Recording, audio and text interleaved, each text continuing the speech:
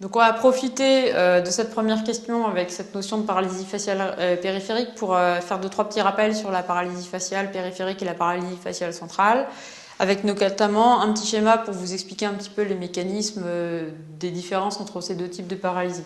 Vous inquiétez pas, je vais pas faire de l'anatomie très compliquée parce que je suis pas très douée en anatomie. Donc on va juste dessiner le noyau du 7 de ce côté-là et le noyau du 7 de ce côté-là de deux couleurs différentes. Et ensuite, on va faire un petit bonhomme avec un petit visage. Voilà. Et donc, les cadrans du visage, homo et contralatéraux. Donc, en fait, en pratique, vous avez donc la partie supérieure du visage qui va être innervée par le 7 superficiel de ce côté-là. Hop. Ça décroise. Et ça va innerver la partie contralatérale supérieure du visage. Ensuite, vous avez la partie inférieure du noyau du 7 qui va envoyer également des fibres. Ça décroise pour aller innerver la moitié inférieure du visage de l'autre côté. D'accord? Ça, c'est normal. Ensuite, de l'autre côté, pareil, la partie supérieure du noyau du 7 croise, envoie des fibres pour aller innerver la partie supérieure du visage de l'autre côté. C'est classique. De la même façon, la partie inférieure du noyau du 7 va envoyer des fibres pour innerver la partie inférieure du visage de l'autre côté. Là où ça se complique un petit peu, c'est qu'en fait, le noyau du 7 supérieur, il va aussi envoyer des fibres pour aller innerver le visage homolatéral, du même côté, la partie supérieure. D'accord? Et que le noyau du 7, de ce côté-là, il va envoyer des fibres directement pour aller innerver la partie supérieure du visage homolatéral. Donc en fait, avec tout ça, si jamais vous avez une lésion sur le facial, on fait une lésion ici, et ben il n'y a plus rien qui bouge de ce côté-là, on est d'accord, puisqu'il n'y a plus aucune déterminaison nerveuse qui est reliée. Ça, c'est une lésion sur le facial droit. Vous avez une paralysie faciale périphérique droite. Toute la partie droite du visage, le cadran supérieur et le cadran inférieur, vont être paralysés. Tandis que si vous avez un problème central sur le noyau du facial de ce côté-là, le noyau noir, vous avez toutes les fibres noires qui vont plus marcher. D'accord?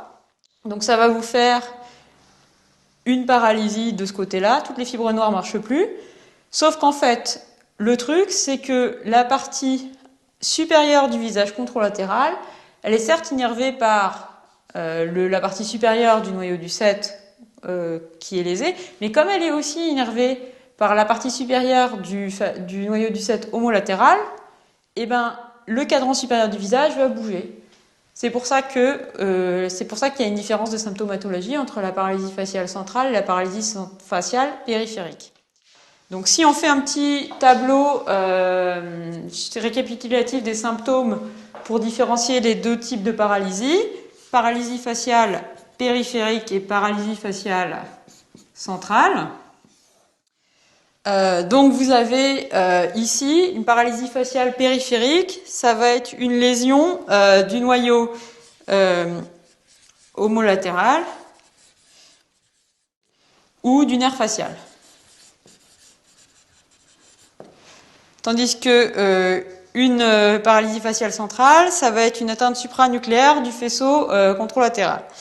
Donc en fait, là, vous avez le territoire facial supérieur et inférieur qui ne bouge plus, tandis que là, vous avez uniquement le facial inférieur.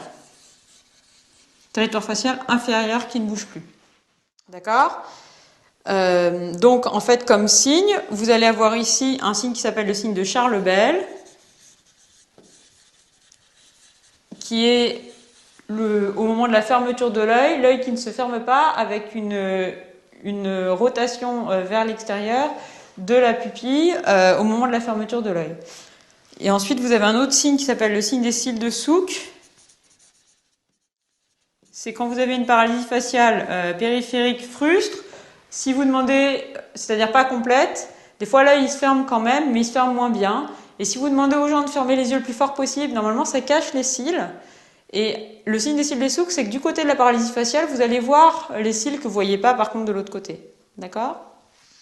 Ça, c'est les deux signes cliniques typiques de la paralysie faciale. Et enfin, la paralysie faciale périphérique, il n'y a pas de dissociation automatico-volontaire. Alors ça, c'est un nom un peu barbare. Ça veut dire qu'en fait, alors que par contre, elle y est dans la paralysie faciale centrale.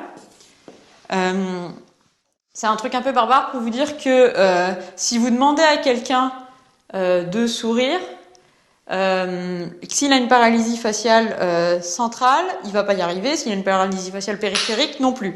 Mais si vous rentrez dans la pièce et que vous dites bonjour et que vous souriez, un patient qui a une paralysie faciale centrale, il va vous sourire en réponse alors qu'il est paralysé. Ça s'appelle la dissociation automatico-volontaire. C'est-à-dire qu'en fait, quand on demande aux gens de faire un mouvement, ils vont pas y arriver. C'est une contrainte, c'est un mouvement le mouvement volontaire, ils n'y arrivent pas. Tandis que le mouvement réflexe, il va être conservé. C'est ça la dissociation automatico-volontaire. Et il y en a pas dans la paralysie faciale périphérique. On n'arrive pas à sourire, que ce soit un sourire réflexe social ou que ce soit un sourire sur commande. Bon, donc ça, c'est des notions de sémiologie un peu basiques, mais qui sont quand même importantes et qu'il faut bien que vous ayez en tête pour pouvoir répondre aux questions et pour pouvoir faire une analyse correcte de la sémiologie des patients dans les dossiers. Je vous conseille de faire un petit tableau avec les deux types de paralysie faciale en mettant bien en parallèle tous les signes qui sont tous contraires en fait.